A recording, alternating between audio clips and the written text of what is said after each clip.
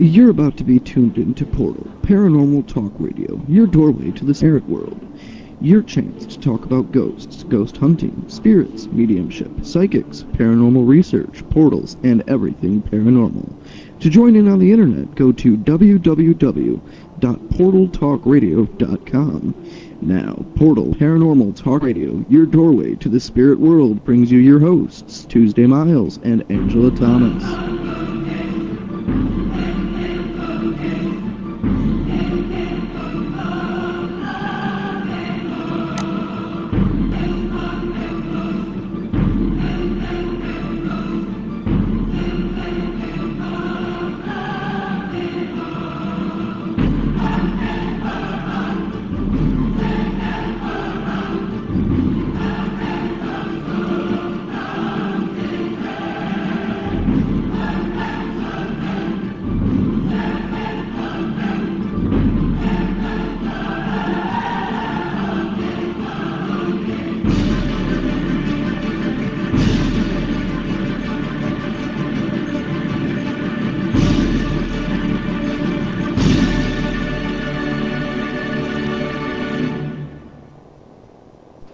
Good morning to those all over the world. Thank you for joining our radio show today, which is Portal Talk Radio, and I'm your host, Tuesday Miles. And I'm Angela Thomas, and welcome to Portal. How are you, Angela? I'm doing just fine. How are you, Tuesday? I'm great. I've had a good week, actually. I've had a really good week. A little bit of highs, a little bit of lows, but basically it's been a good week. How about you? I've had a fabulous week, I have to tell you. Got a chance to visit with family and lots and lots of paranormal activity in the house again. How's things going your way? My house has been quiet. The outside has been a little bit busy. I noticed that the other night, but the inside of the house has been quiet. It's almost boring. Well, I'll send some over your way. Oh, geez, thanks. I noticed that, I've had, I had this little girl that I've had for quite a while, and she's been popping in and out, and I noticed the other day one of my kids, actually, she must have said something to my kid, because my kid turned around and said, "Who was that? Who said that?" She comes out and she asked me, "Did you say something?" I said, "No." She goes, "It was that little girl. I heard her giggle, and I turned around, and I didn't see anything, but I could hear her giggling, almost as if she was hiding and playing hide and seek with me." And I went, okay. And I says, "Did you play back?" She goes, "No, I just went cleaning my room like I was supposed to." And I went, "Well, that's good. At least you're still doing what you're supposed to do on it. Maybe you can ask her to help you." Funny. Well, Tuesday night, you said that your energy, the paranormal activity around your home's been relatively quiet this week. Do you feel like it's the incident that happened to you about a week ago in the backyard? You saw something rather interesting and rotating around the notorious lemon tree? That was the most bizarrest thing, and I have never seen anything like this before. My 15 years of study of this stuff, I have never seen anything like that before, Angela. I mean, mind you, the fact is when I stepped outside in the backyard, and I usually do this every night before I go to bed, and it depends on my bedtime hour, but something caught my eye in that lemon bush. It's that notorious lemon bush that I think is just so strange. And I'm sure other people thinking that, well, this girl's got a, you know, has lived in this lemon tree for quite a while now. And I had seen something kind of metallic looking flash through the bush, and I thought, enough to where it caught my eye, and I thought, ooh, what was that? So I stood there and I just kind of watched it, and the dog came out on the back porch with me, and I'm watching this. And all of a sudden, you know, I seen again this metallic thing kind of shoot through it, but this time it started to seem to get a little bit bigger, almost to where it wasn't the size of a small orb, which I always say it's the size of a small softball. It was bigger, almost as the size of a basketball, which it seemed to be that it came right through the bush. Now, mind you, that the leaves didn't move, so I'm assuming that, you know, that it was transparent at the time. But as it came forward from the bush, and it kind of hovered above there's a brick fence there, hovered above that, in front of the living bush. At that time, it was about the size of a basketball. It wasn't translucent. All it did was spin, and it was metallic looking. Again, it didn't move around. It stayed in its position and just continued to spin. And I found myself taking my steps, going backwards, going, okay, I don't know what you are. And are you going to have these lightning bolts come out of it and zap me or something? But, you know, I have never seen, and I was so bummed that I didn't have my camera with me, because I would have started snapping pictures on it. And I have to say, Angela, it gave me the creeps. It was the first time I've ever been creeped out in a long time. And I came back into the house, shut the door, and went around to the window. And as soon as I opened the window, it was gone. So I've spent that week, you know, this last week, going out every time that, you know, at the same time I saw it, and observing to see if it was some other light coming from other places. And I have to tell you, I haven't been able to find anything that actually would cause this round, it looked like a round spear, to spin like it did. Nothing on it. So, you know, if anybody out there kind of has had that experience, write to us and let us know about what you've experienced on that, so we can compare notes and see exactly what this thing is. Well, you know, for those listeners that are unfamiliar with the lemon tree, Tuesday has in a backyard a lemon tree that has an actual spirit that hangs in the tree and refuses to leave. And of course, there's you know, hundreds of pictures of this. She's documented this for the last several years. Tuesday, with that spirit in the lemon tree, did you see any type of interaction going on between that spirit of the lemon tree and this metallic sphere rotating around? Well, you know, Angela, earlier that evening, I did go out and take some pictures back in that area, and there was thousands of orbs that were around this tree. And then I went over to further into my own backyard and took pictures, and it was very quiet over there, where maybe one orb, two orbs, not like the usual couple thousand that usually hover back in that area. And I almost felt like something shifted, that whatever the activity that was back by the electrical pole had shifted over towards this lemon tree. Now, mind you, that there is electrical lines that do run along the backyards in my neighborhood. There are electrical lines, but I have a transformer in mine, directly right behind mine. But something felt like it had shifted to where the activity that was in that one area by this electrical transformer shifted over into this lemon tree. Now, we've talked about the fact is that back in school day ages, that these science teachers used to have these experiments with lemons or fruits or some kind of, you know, potatoes, and then what they would do is they would actually see how much in the acid of these fruits would actually spark off enough energy to light a light bulb or to generate a battery. And during my research, I've actually noticed that the fact is that they used lemons a lot, the lemon juice, that actually did give off energy. So, you know, I don't know. You know, I'm going to still continue to do documentation on this tree and to see whether or not maybe Spirit has been intelligent enough to actually to receive energy. Or there's something emitting off of this lemon tree that these spirits are actually gaining energy from.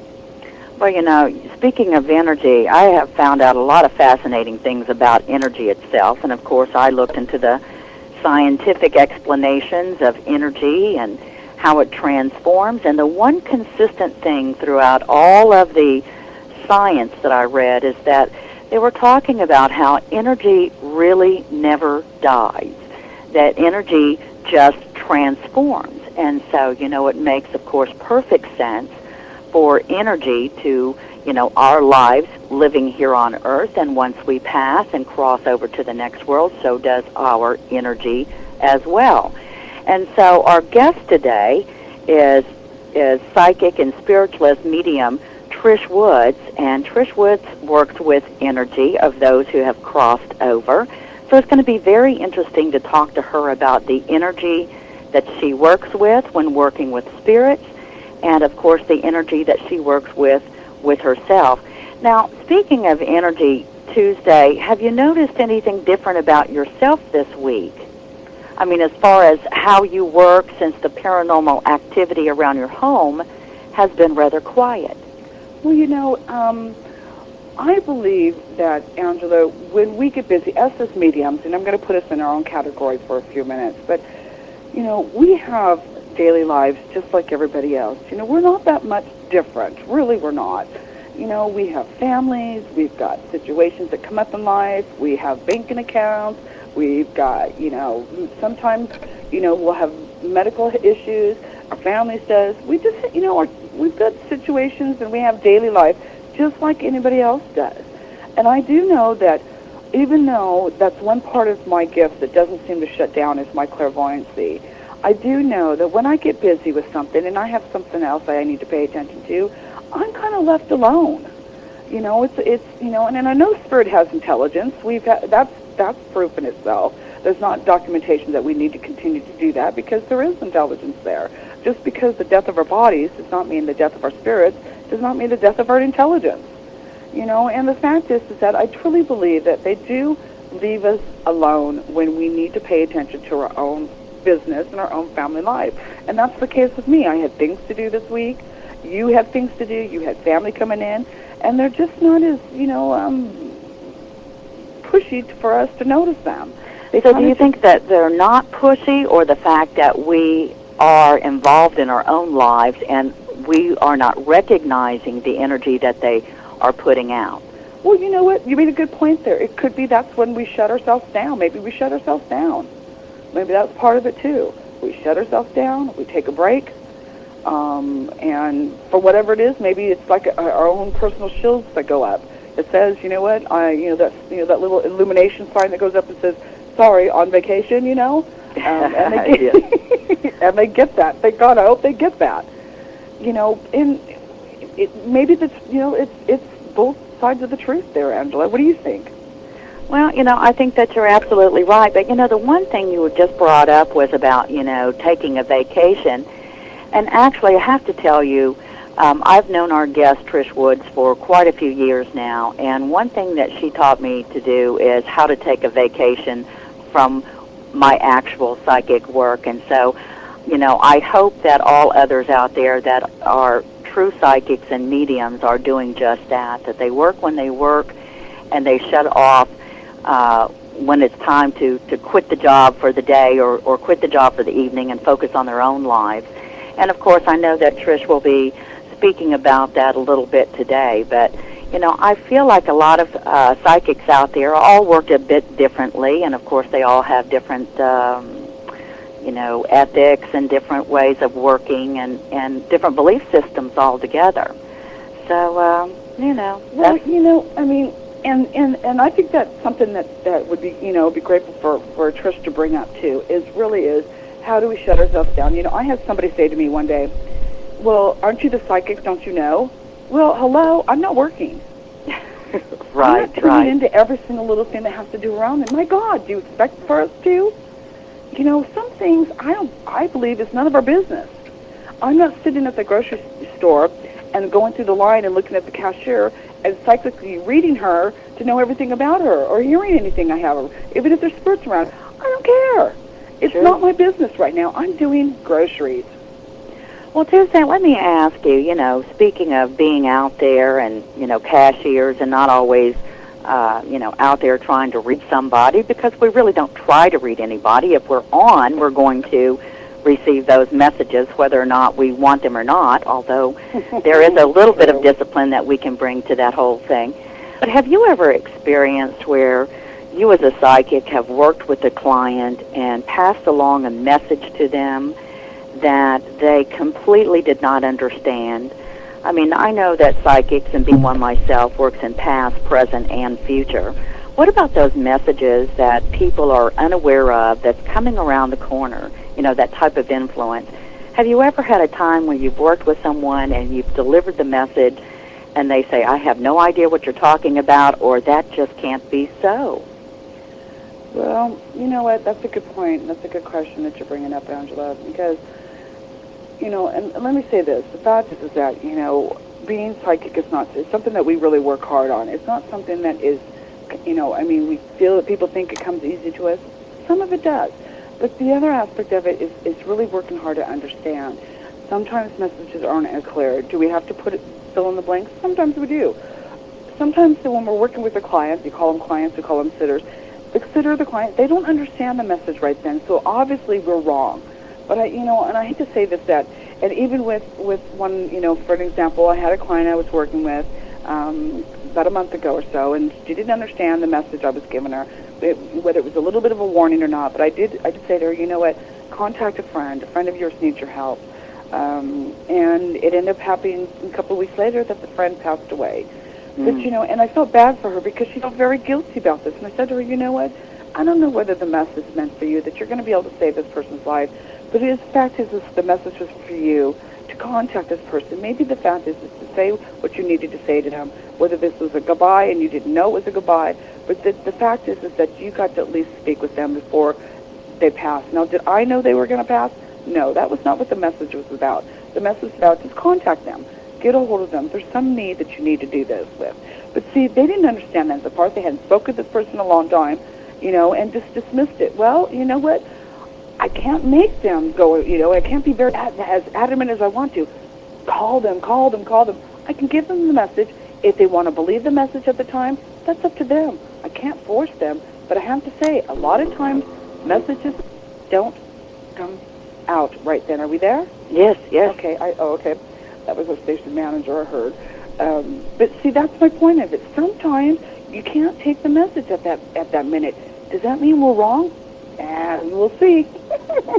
Well, that's precisely why I absolutely insist on people recording my time with them so that they can go back and reference it, because, if they don't recognize a particular message, or they have, no idea of what's really coming around the corner, or their own belief system or their logic says, no, that can't be so, then at least they can listen to it on tape again. So now, Tuesday, what type of energy do you work with? Oh, gosh. Do I have to, or do we put a name with it, I guess? Well, I mean, I know not all types of energy can be defined in just a few minutes, but what kind of energy do you work with, and what type of energy do you prefer to work in? Angela, I don't discriminate against energy, even though sometimes it's not for our better good. Sometimes you get this energy and it's kind of like, ooh, ooky, and like, again, I always use the same because I love using Peter James' saying, like in life, like in death. Mm-hmm. Sometimes we cross over with that ooky energy, and spirit approaches us with that ooky energy. Do I dismiss it? I don't always right away. I like to see what they have to say. Sometimes it's ooky. Yeah, ooky. Yes, Trish, ooky. On it. But, what else do I want to call it? It's G-rated room. It's a G-rated program. I could go into something different with the word I will use, but ooky's good enough for me right now on it. But, Angela, I prefer, spirit's energy. I prefer my own energy. I prefer, energy that I feel, comfortable with. And it's not always that way. Sometimes we do get that ooky energy. And then I want to say ooky energy, well, crappy energy. There we go. We said it. I said crappy energy. Well, not all energy is, good, and not all of it is bad. But, have you ever noticed the change? And I'm sure our listeners out there, whether they are, working psychics or not, one can feel the energy shift. One can feel the negativity coming from an individual, just as they can feel the physical energy coming off of someone who is positive and creating positive energy in the room. But, I absolutely feel the energy shift. Sometimes I may be in a session, or I might be talking to John or Jane Doe out there on the street, and all of a sudden my own messages coming to me change. And the way I recognize that is by whether that is a spirit guide or somebody who's crossed over, or, you know, an angelic type of energy. I call it angelic type of energy only because it's so rapid and so fast, and it feels like caffeine energy running through my body. Have you ever experienced that? I have, Angela. You know, it's just, and all of a sudden, you know, and the fact is that you're standing there and you're trying not to pay attention to it, but of course it's following you around and you're thinking, oh, you know what? This is not the time or place for this. Give me a chance to get away from what I'm doing, and you know. But let me tell you something. Sometimes, and this is the trust too, and let me say to everybody, sometimes it does take time for you to recognize how to recognize what this energy is about, how to actually read it. It's not something that you learn overnight. Give yourself a chance to learn what the difference of energy is, how to perceive it, how to approach it. That's the big thing about this stuff. It's not something you learn overnight. I always say that you find somebody that has experience in this field and talk with them about what you're feeling so that you better understand it. Remind yourself, too, Spirit will put you through lessons of discernment so that way you understand the difference of it. So that way you know the fact is this a negative energy that's approaching you? Is it just a negative attitude this energy has? There's a big difference of it. Is it a positive energy? Is it a divine energy on it? You know the difference. That's by being with you, working with this stuff, paying attention to it. Like I said, it takes practice. And the more you practice with it, the more that you're better to understand it. And the more successful you are at giving clearer messages. Well, speaking of experience, Trish Woods, our guest today, is a psychic as well as a spiritualist medium, and she's all about teaching. She, you know, teaches psychic development. She does teach various forms of mediumship, and so today she'll be talking to us about that, along with how one can indeed discipline and harness their own gifts. So we are looking forward to having Trish here. For those of you listening and wish to join us in the virtual auditorium, we are located at www.paltalk.com. Go to the Social Issues and Politics room and click on our network, Paranormal Radio Network. Today, Trish Woods will be taking call-ins at our toll-free number, that is 877-786-0562, or you may ask your question in the virtual auditorium or even email the show at portaltalkradio@aol.com. And on that note, we will be right back. We're actually bringing in Trish Woods here in a moment, and Angela Thomas will be doing the interview with her, and I'll be on the sidelines for a little while, and I'm jealous because you're talking to her and I'm not. But you know what, Trish? Love and hugs to you, and thanks for joining us, and we'll be back in a moment. Thanks for joining us, and we'll be back in a moment.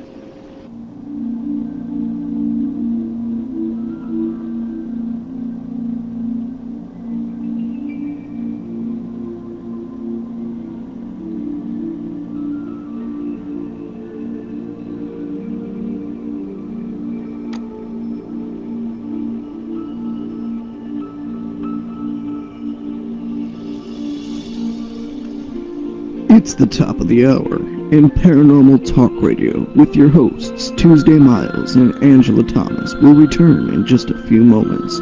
Go to www.portaltalkradio.com. Portal Paranormal Talk Radio, your show that allows you to talk about ghosts, ghost hunting, spirits, mediumship, and paranormal research. Everything paranormal on Portal Paranormal Talk Radio.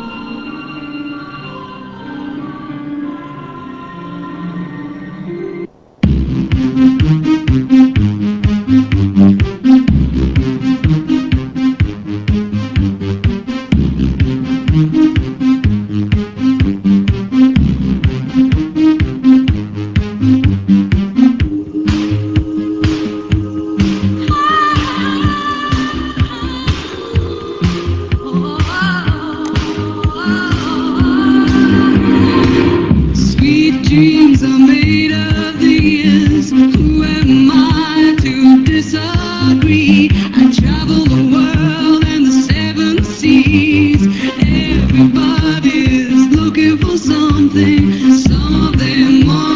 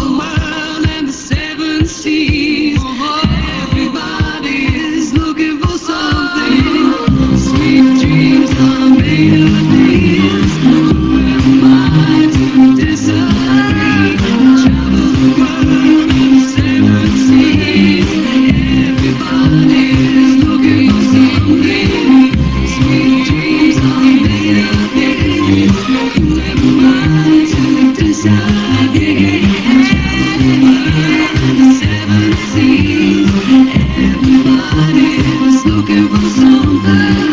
Sweet dreams are made of this. Who am I to disagree? I travel the world in the 7 seas. Everybody's looking for something.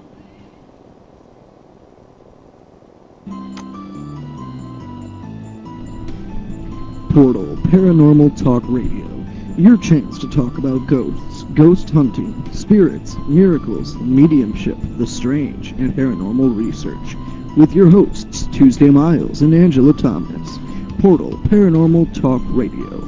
Go to www.portaltalkradio.homestead.com. Now here's your hosts of Portal Paranormal Talk Radio, Tuesday Miles and Angela Thomas.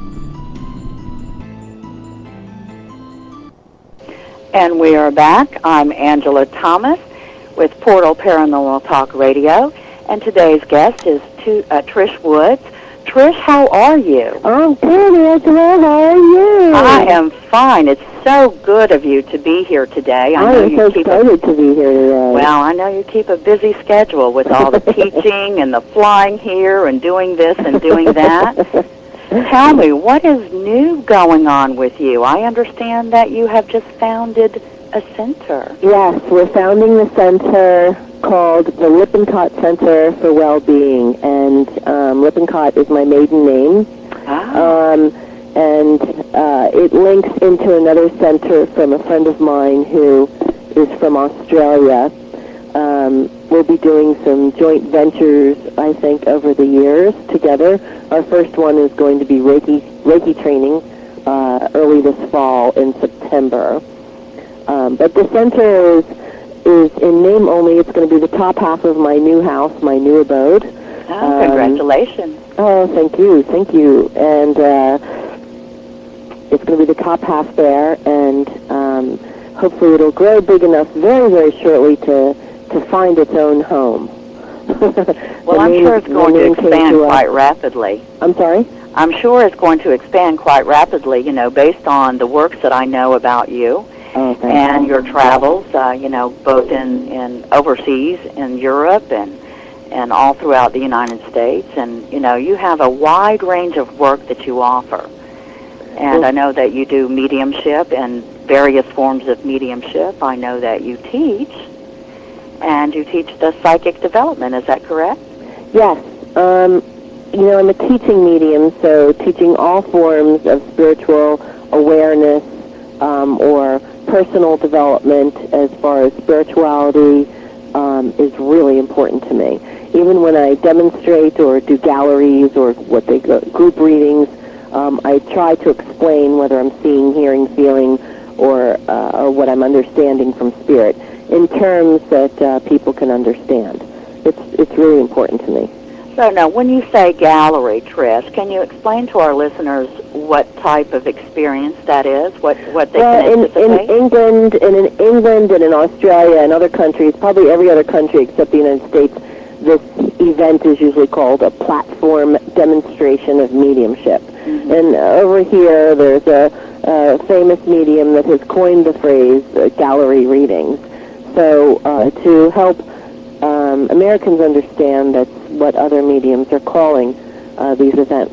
But it's generally an audience-style setting, and I work in front of the room anywhere from 30 to a couple hundred people, and I talk a little bit about the process or the actual mechanics of mediumship, talking to spirit, and then I work and read for the audience and put in as many readings as I can in the 2 hours. Wow. So can you explain to us what a medium is and what a medium does? Well, a medium, when talking in terms of a human being, is not a large or a small, the oldest joke in the book. But a medium is truly a tool for spirit or universal energy. So if you look at a tarot reader, then what would the tarot be? What would the tarot card be? The tarot cards would be the medium for the tarot card reader.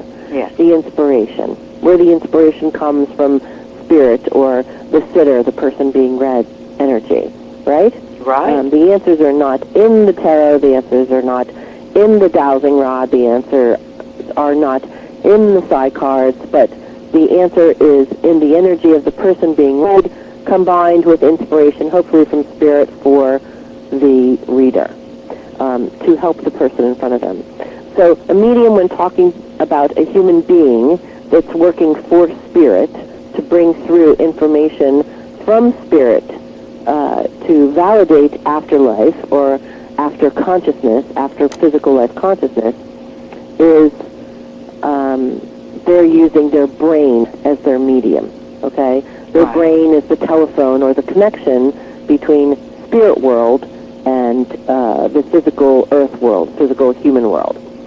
So sometimes without enough training, the medium may think that they are actually feeling these things or actually hearing these things or getting a sense of these things, but it's actually just imprinted or shared consciousness from spirit into the mind of the medium, so the medium can then hopefully get it out of their mouths, discussing what they're hearing, seeing, feeling, understanding as information coming from spirit world. Well, you must get a lot of requests for those who have, past loved ones and friends that they are wishing to hear from.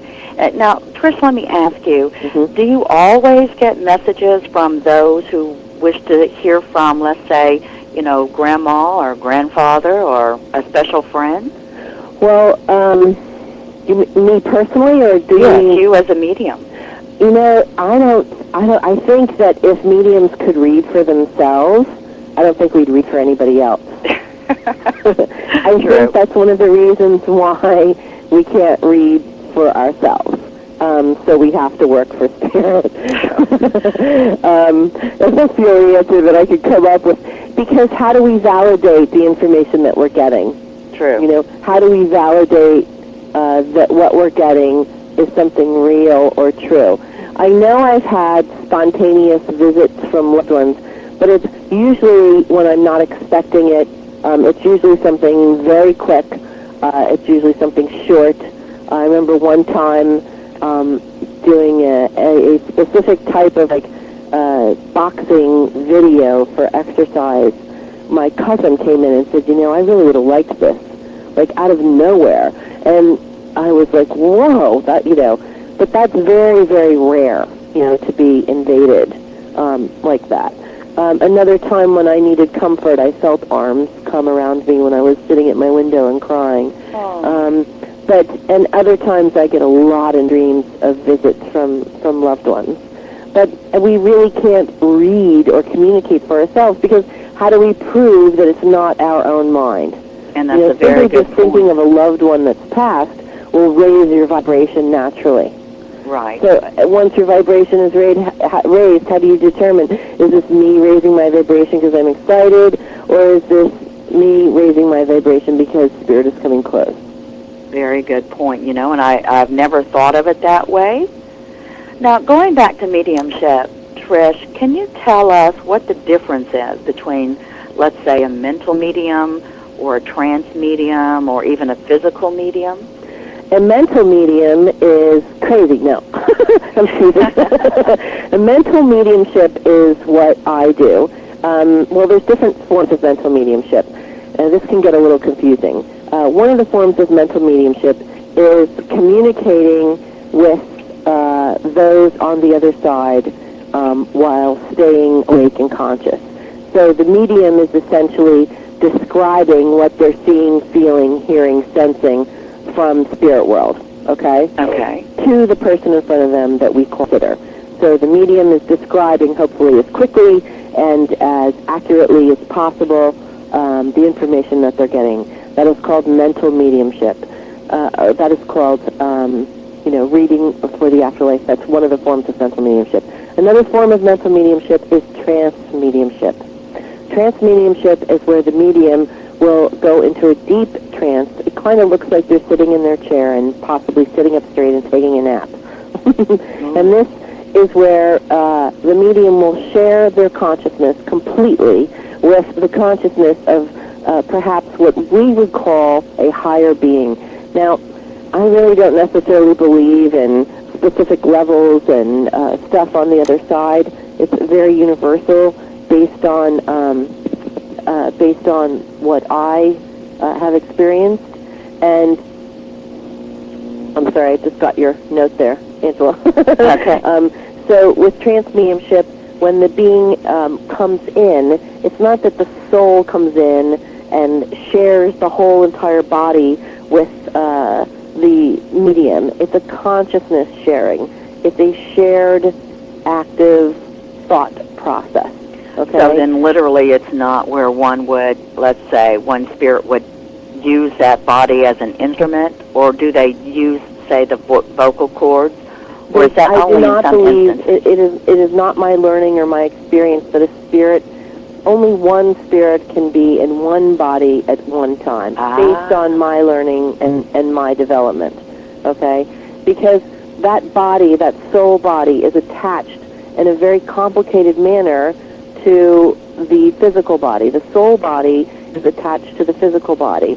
And the 7 main chakra points are the 7 main points of connection, and they are connected to the body via the spine nerve body, which is actually called the ganglia. Now that's a medical term. You can look it up. It's not a high out in fairyland, and I just made this up because it sounds good.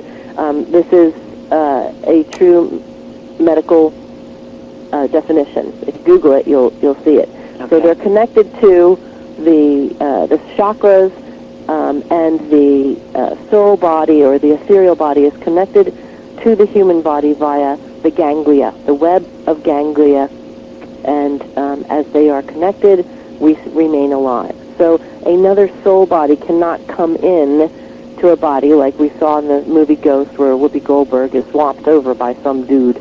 Exactly. That's just not possible. They can come and share consciousness and use all the parts of the mind and the brain.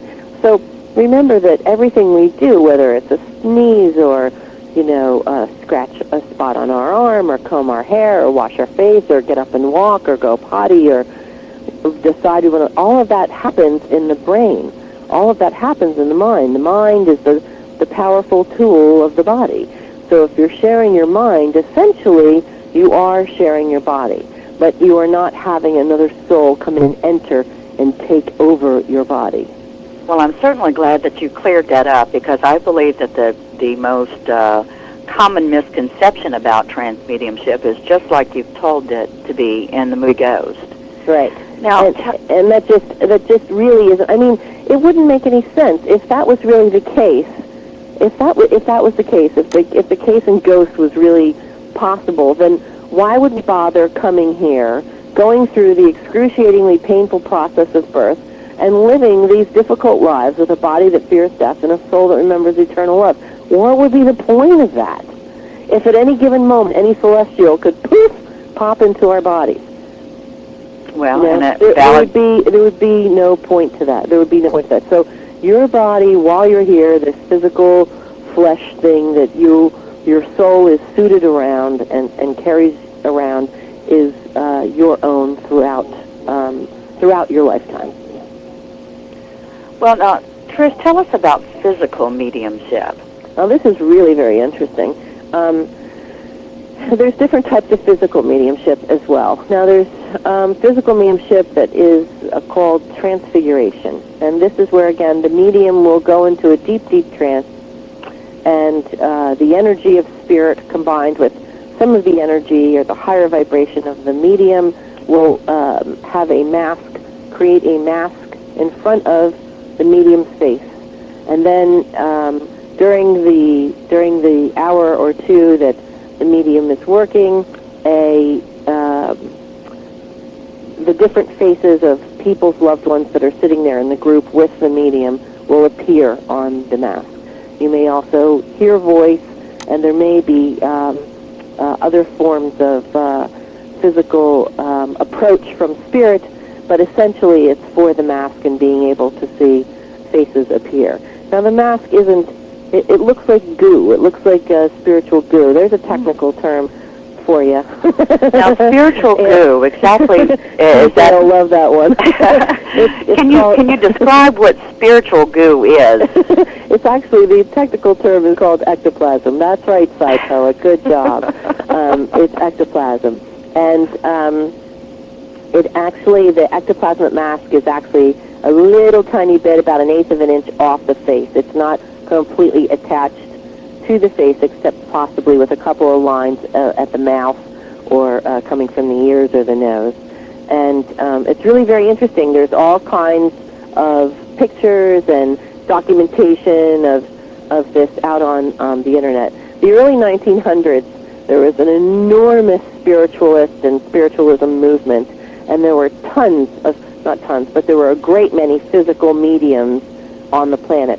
Some of the best here in the United States as well, and consequently, you'll love this, Angela, out in the Midwest. The Fox sisters were in New York, and they were the founders of spiritualism. But the physical mediumship was launched around that time. So that's a little bit about transfiguration, which is a physical form of mediumship. Another type of physical mediumship is where you will sit in a room, in a dark room, and transfiguration also takes place in a dark room, but with a red light. And in physical mediumship, with seeing a pure physical medium where spirits will manifest and have manifestation appear, is really one of the most top-notch things that you can do or experience in your lifetime. You sit in a circle around what's called the cabinet. It just looks like a big open shoebox, okay, tall enough for a 6-foot man to stand in. There's a chair inside of the shoebox, and the medium is bound to the chair at the ankles and at the wrists. Wow. And generally the medium will take a gag or have their mouth taped. And this is to prove that they are not throwing their voice or manifesting anything out of their own voice box because of what will happen. The medium will then go into a trance state, a deep trance state, and physical apparitions will either begin to appear in the room. You will hear voices, you will feel touches, you may feel water, you may see some of the articles that the team has put in the room, flying around the room. You may be able to talk to your dead grandpa. You may see all of them. You may only see a head. You may feel a hand. There's all different types of things that can happen in a pure physical sense. And it sounds just like we see in a movie, except it's real life. But the energy that you see, it's really sad because most of the movies in Hollywood add this eerie, clunky, boo, scary kind of, oh my God, music to the spirit connections that happen. And it's really just not true. Like that movie, White Noise, I was horrified with that. They actually interviewed some folks who have been documenting spirit impressing images on electronic devices for 20 years. And they screwed up the facts that they announced at the end of the movie. It's one of the reasons why the movie was ripped off the shelf so quickly. And in fact, not most of the energy that comes through is negative at all. And all you have to do is simply say a prayer and state your intention before you begin to work. It's really not that difficult. It's basic logic.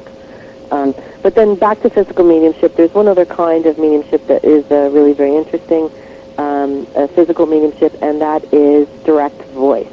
Direct voice is where you will go and listen to your own loved one's voices come through in the room while the medium is either in a trance state or simply raises their vibration. If you would like to Google Leslie Flint, that's Flint, you will see he was one of the best, most well-known direct voice mediums ever. And he did not go into trance during his work. In fact, he would chat out loud with his guide.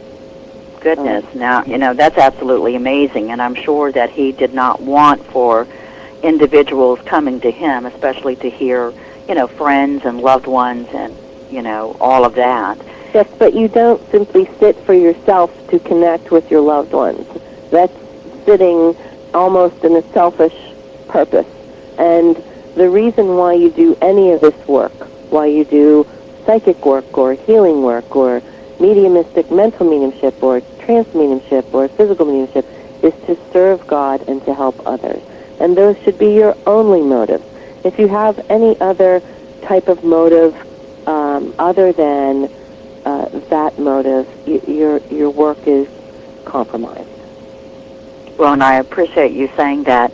Now, Trish, I know that today you're going to be taking call-ins, and, of course, anyone listening that wishes to email, in case they don't get the chance to call our toll-free number at 877-786-0562.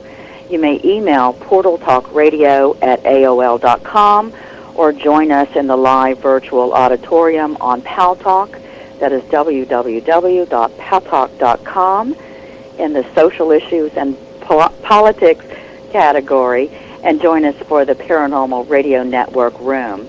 Now, Trish, let me ask you, as a medium, as a psychic, as a spiritualist medium, what has been one of the most unique experiences you've come across thus far in your work? You mean one of my a spirit communication? Yes. Ooh, I have a couple. You want a public one, like a 9/11 story? That would, well, you know, the world knows about it, and we do have the world listening, so yes, absolutely. Okay, 9/11 happened in 2001, and that was when I really had just begun teaching. I think I was only in my second year of teaching. And Angela, I just wanted to ask you, is my mic better now? Is it? Yes, your mic is fine. Okay, Thank you. So I was teaching and was really just getting going teaching. I was really only in my second year. And when it happened, I was very nervous because I had my own attachment to Wall Street. And, you know, I don't need to go into my past and all of that. That'll take too long. But I had my own personal attachment to Wall Street. And I was very nervous that I wasn't going to be able to help people because of my own attachment. I was actually scheduled to be there that day, that morning, and just like 50,000 other people who didn't make it into town that day, which is why only 2,700 people were killed, I didn't go. So, and plus on top of that, I had all these other attachments to that area and the financial community in New York, etc.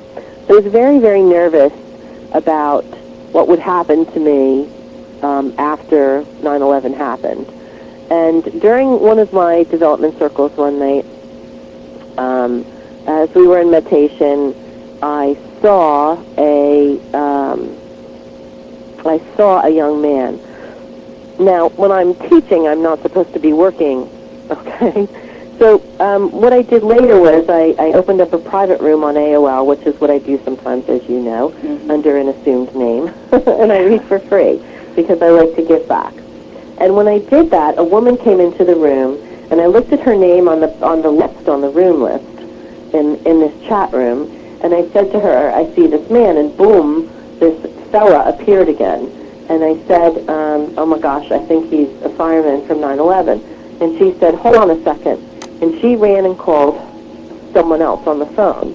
And the person on the phone was the cousin of the fella that was coming through. Oh, my. So I'm online typing to someone in a chat room who's on the phone to the person receiving the information. And we got a lot of really, really good information. It was very interesting.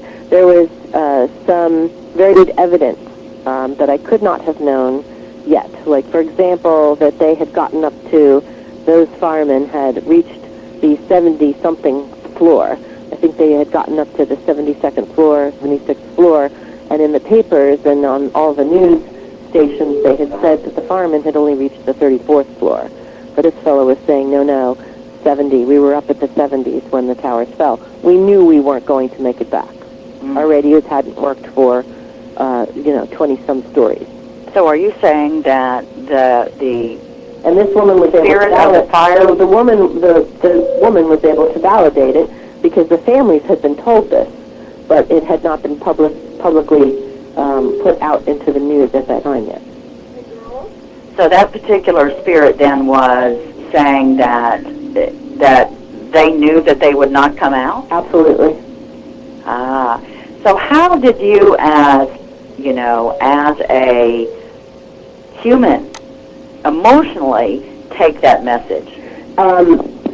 After those messages, I usually don't take stuff in, as well as I do as a reader, that after a reading, you have to release all that information. I wouldn't remember how to brush my teeth if I kept everybody's information in my mind from the other side and from subject work. You know what I mean? I couldn't find my way to my car. But I have to tell you that when it touches a personal sense, it takes a lot of work after the reading to release that information, to let go of that information. I have another one for you if you want it. Yes, please. It's very, very interesting. There was, I went to this group. I did this very, very small group reading, and I have to say that I hope one of the two women is listening, because I think they'll think part of it is funny. But the one woman had mostly wanted me to come because her sister, who was only about 8 to 10 years older, had lost someone and had been devastated by it. Now, I didn't know who it was, but the group was very small, and I had traveled quite a way, so I was somewhat annoyed when I got there that the group was small. But she said, don't worry, I'll give you, whatever you need. And I said, it's not about the money, it's about the energy of the room. And she said, listen, I'm trusting Spirit. And I said, oh, good point. She was right. She reminded me, trust Spirit to raise the vibration, Trish. Wow. So we went in and we started the reading, and I read for a couple of people, and then I came to this one woman. I didn't know that she was the organizer's sister. And this young girl appeared who was 20-something years old, and she just kept playing with her hair and telling me how beautiful her blonde hair was. And then she said, and the woman said, well, she would be 20 years old now. So I said to the girl, well, how old were you when you passed? And she made herself like 5 years younger. Oh. And then she did that 3 more times until she was down to the age of 5. Now, what was she doing then? Was she taunting me or being negative or being... No, that Spirit is not going to be negative with us. What she was doing was emulating her personality. Her personality was playful and fun and delicious and engaging other people with her.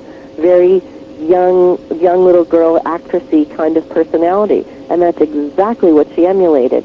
So immediately, by me describing what was happening, her mother was sobbing because she knew immediately that I had her with her.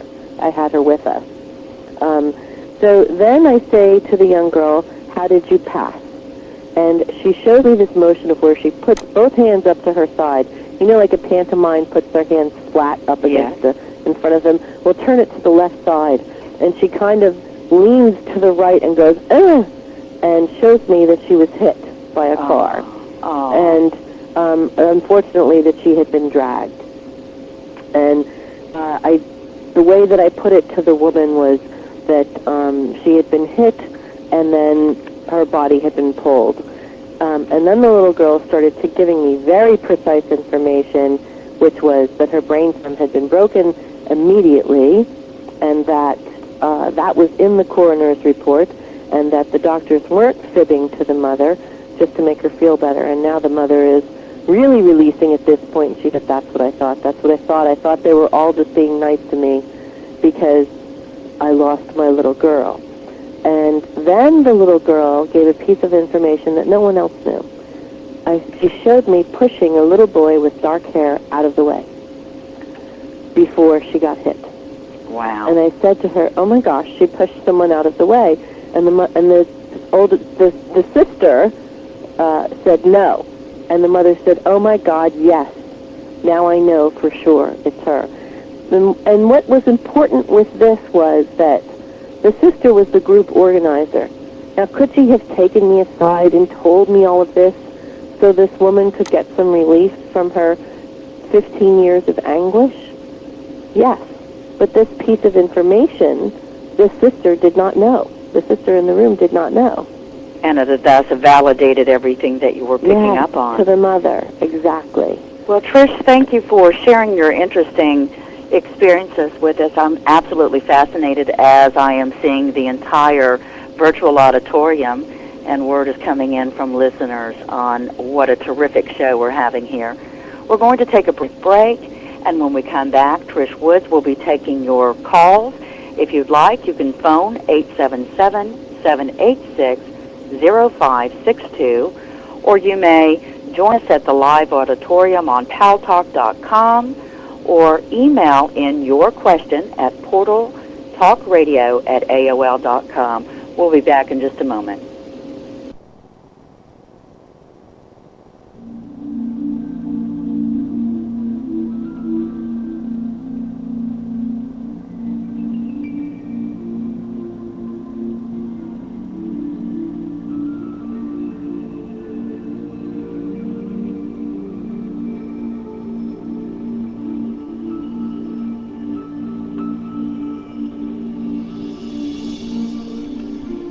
It's the top of the hour in Paranormal Talk Radio with your hosts, Tuesday Miles and Angela Thomas, will return in just a few moments.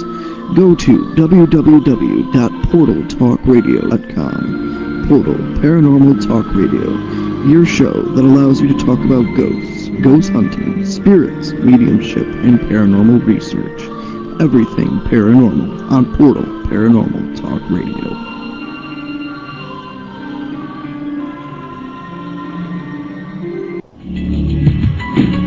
Hi, this is Rob Simone, and I want to tell you about my brand new show here on the Paranormal Radio Network. Each week, I bring you the most interesting people on the planet, the most in-depth discussions, and the most controversial issues. We go where no talk show dares to go. Join me every week for the Rob Simone Talk Show here on the UFO Paranormal Radio Network.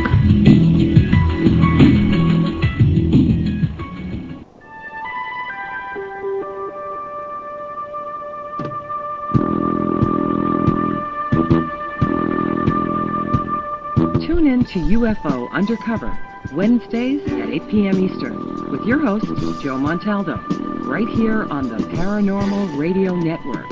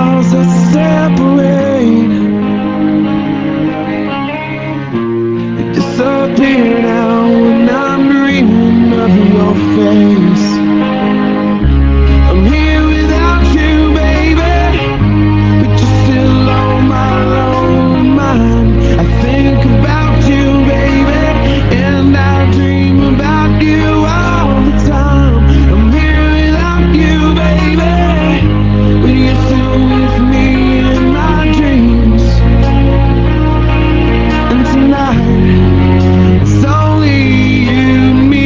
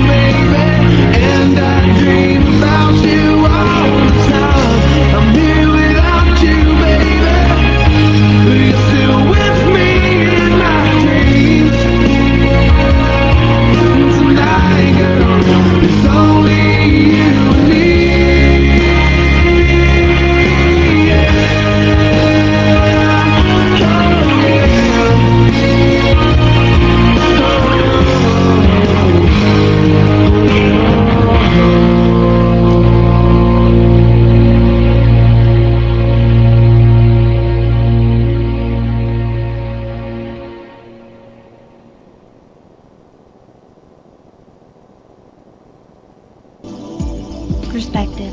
We all have one. Our entire view of the world is based on it. Welcome to the Unabridged Universe. We invite you to set your perspective aside for a moment and join us on a refreshing journey into aspects of your universe that you may not have noticed from your particular point of view. Let host Jason Wilson be your guide into the corners of the universe you've never peeked into before. Who knows? You may just enjoy it and end up coming back for more. Take a stroll into the Unabridged Universe, live Saturdays from 7 to 9 Central Standard Time, only on the Paranormal Radio Network.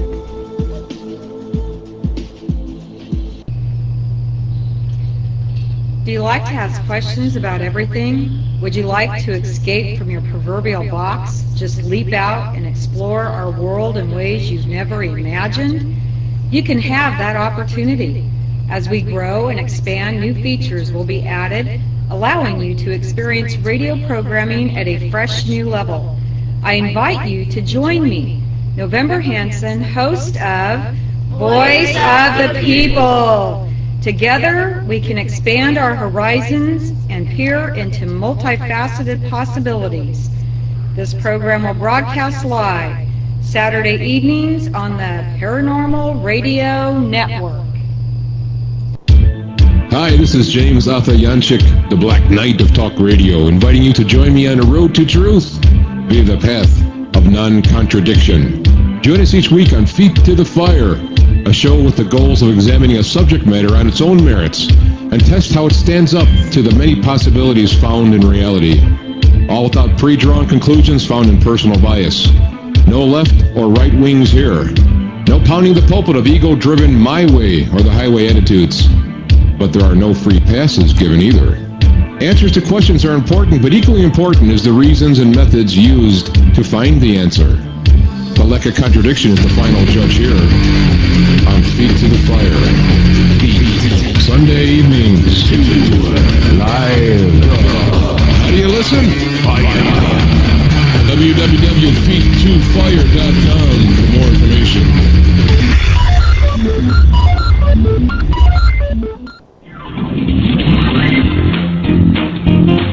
Light up your night with the Kevin Smith Show. Hi, this is Kevin Smith. Join me Monday through Friday right here on the Paranormal Radio Network.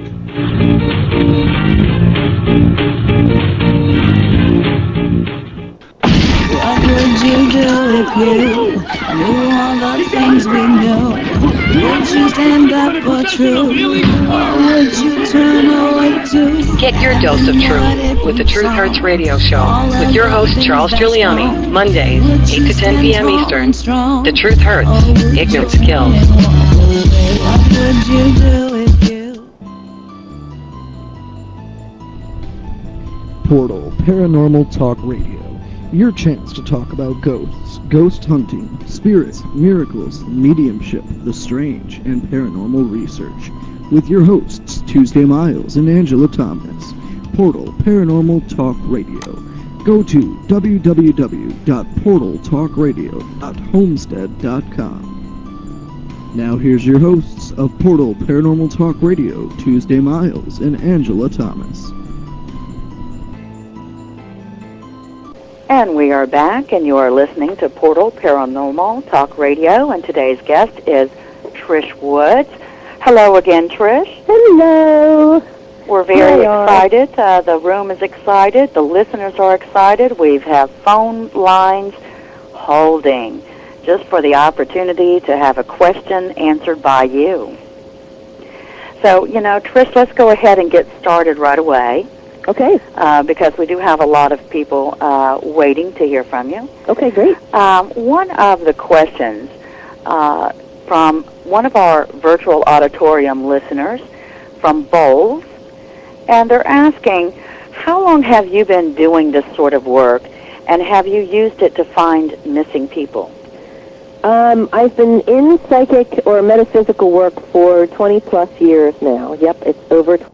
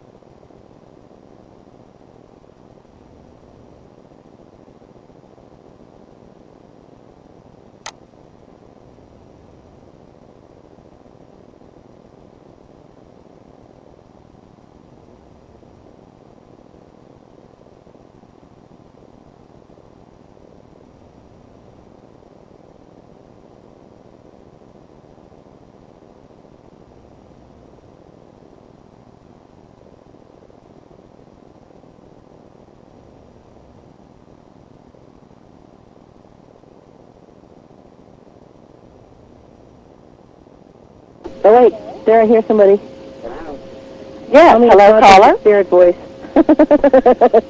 And what is your question for Trish? Hello? Yes, what is your question for Trish?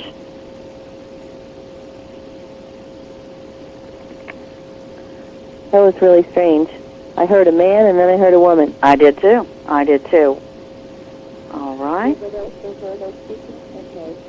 Okay, I hear a very, very muffled voice in the background. I'd like to know a bit about clairvoyancy, and when you said that you see stars, is that with your eyes open or eyes closed? Okay, I heard, that was good. I got the first part of the question, but I just want to tell the sound folks to turn the callers up some more.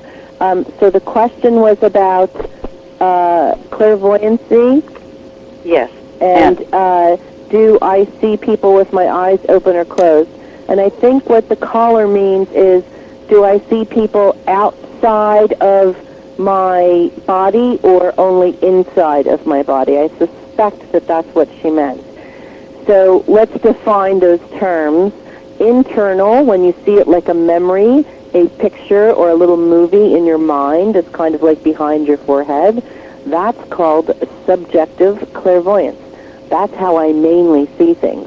I do see things objectively, which is outside of my body, not just in my mind, objective clairvoyance.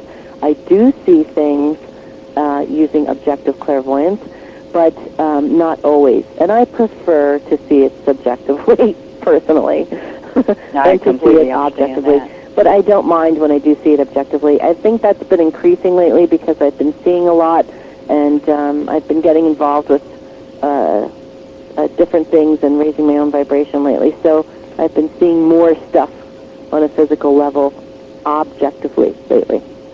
Okay, and Hopefully Trish, that answers your question. yes, it does, and thank you very much. Trish, we have someone in the room, Faela, and they want to know what happened to their brother, and did someone have something to do with his passing? Okay, just let me tune in. Hi, Faela. First, I want to say, Faela, if you could type in the room your real first name, I think that would help, please.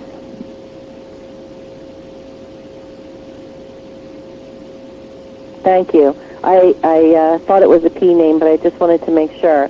And is there a Robert connected to you, Patricia? And did your brother pass suddenly? That's what I wanted to know. I just want to validate that I have her brother before I give her the answer. I feel there's a lot of carelessness attached to his passing. I asked her if there was a Robert connected to her or connected to the fellow that passed. Oh, okay. And they're answering that they don't know. He was away. Okay. And and I feel that there was a lot of carelessness associated with his passing. Carelessness associated with his passing. That's the actual words that I heard clairaudiently. But I do not necessarily feel that there is any finger pointing happening. I feel that one or two people,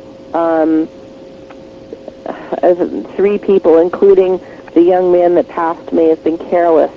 But I don't know that it's necessarily, I don't think that there's a gunshot here, or I fell off the ladder, or I got pushed in front of a bus. I think this is more about I took too much, or I drank too much, or something of that nature. Yes, and they are validating that there was a drug overdose. Oh, yes, there it is. I see it just now, drug overdose, yes. So I think that, this could be one of those cases where he hadn't done drugs in a long time and then did what he was used to doing and then just accidentally did too much. And other people didn't know, otherwise they might have helped him be more. Yep, that's exactly what happened. I see she just put, he just got clean. That's exactly what happened, Patricia.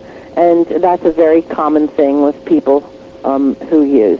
So I'm so sorry about that, but I do not feel that there was intended foul play on his part or anybody else's. I don't feel that he tried to take himself over. It was carelessness. Well, thank you very, very much for answering that for Patricia. And Patricia, God bless you. Yeah, Patricia, there's no reason to feel guilty, my friend. No matter what you did or how you did it, you cannot change someone who is addicted to drugs. You cannot change their life path. So hang in there, my friend. And thank you, and thank you.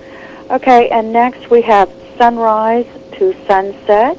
Mm-hmm. And Sunrise to Sunset is in our virtual auditorium. And Sunrise, what is your question, please?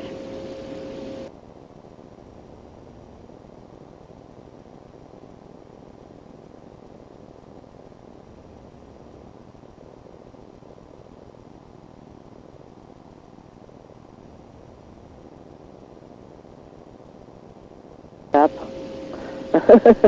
Yes, indeed. Oh, there she is. If I can just give anything. Oh, we only have another 34 minutes. Let's have a specific question, my friend.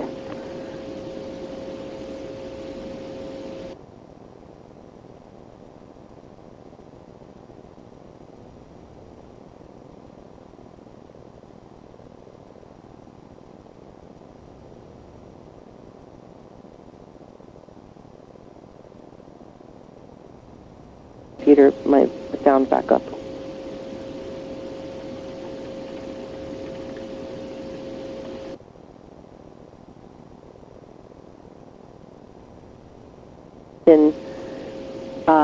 Over the air, because health is about, I'm not a doctor or a nurse, and it's illegal to do diagnosis.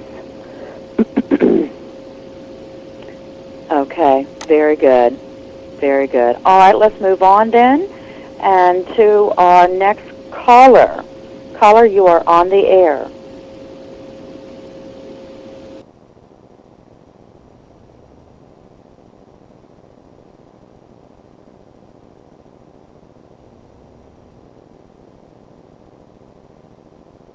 For in the room, how are you, Kevin?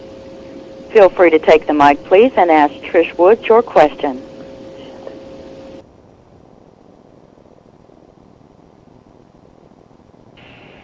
Well, hi, Trish.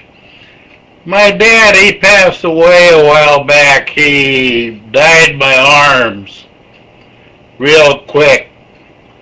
But I was wondering if he died of a blood clot that went to his brain. Because I know he passed right quick. Okay, and Kevin, are you able to hear Trish Woods? And you can respond either by voice or text, please.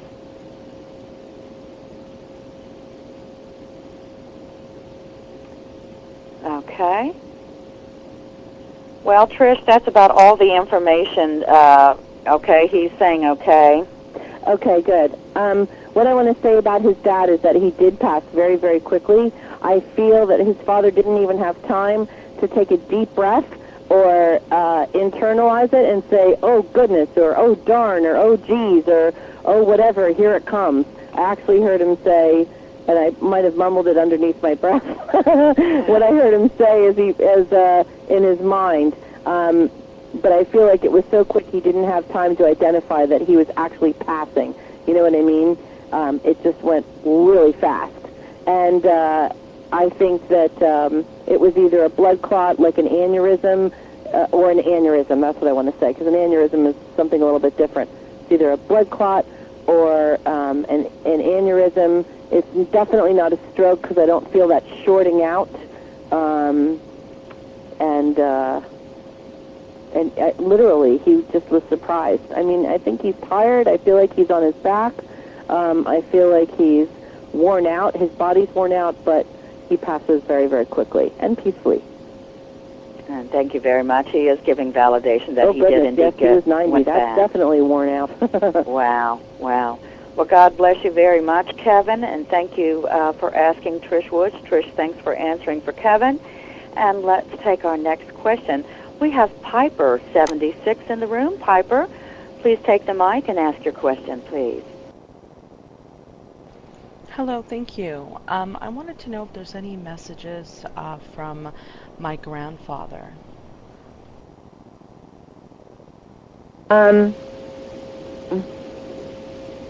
Your grandfather is smiling. I see a really nice smile. Does that make sense to you?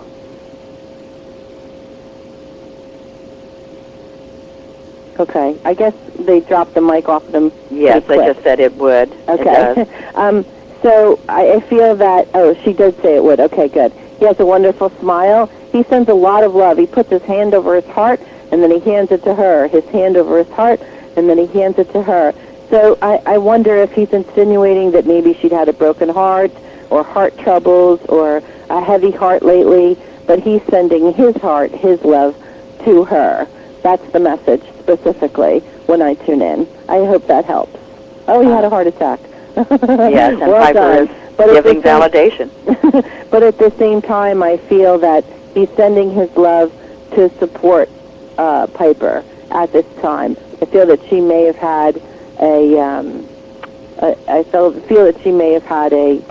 she's having a tough time in some personal avenues that we don't need to go over in front of a whole entire room full of people. Certainly. And that's called ethics.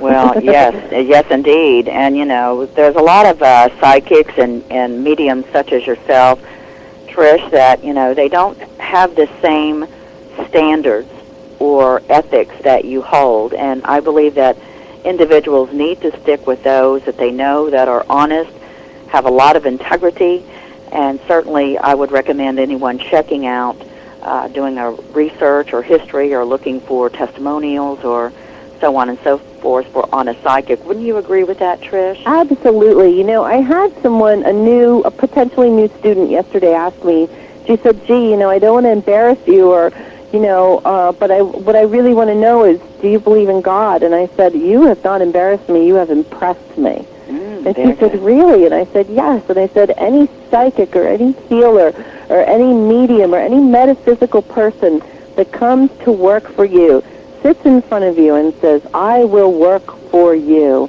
you need to know what their modality is and how that modality works. What is the source of their ability to tune in to help you? And I think that's really important as a sitter. That's total control information. That gives you complete control when you go in and sit down for a healer, a psychic, or a medium. It gives you, as the person receiving, so much control, and it's very important. Well, thank you so much. And yes, integrity and ethics, and I've known you for quite a few years, Trish, and I have to be quite honest with everyone. There's not one negative word I've ever heard about your work. I know you have very high associations. You have been researched, you have been certified, and you have been ordained. Can you tell us a little bit about that? Well, I'll tell you briefly about my certification because it's from a really wonderful organization called, and I'm going to say it slowly, the Forever Family Foundation. I'm going to type it to Prism. Forever Family Foundation. And you can get to their link from my website. Now, the Forever Family Foundation started out as a grief group founded by the Ginsbergs, but they quickly turned into something more than that. And part of their work is to certify mediums in a scientific manner, in a way that they are tested, the mediums are tested in a way that actually proves that they are getting information from spirit world.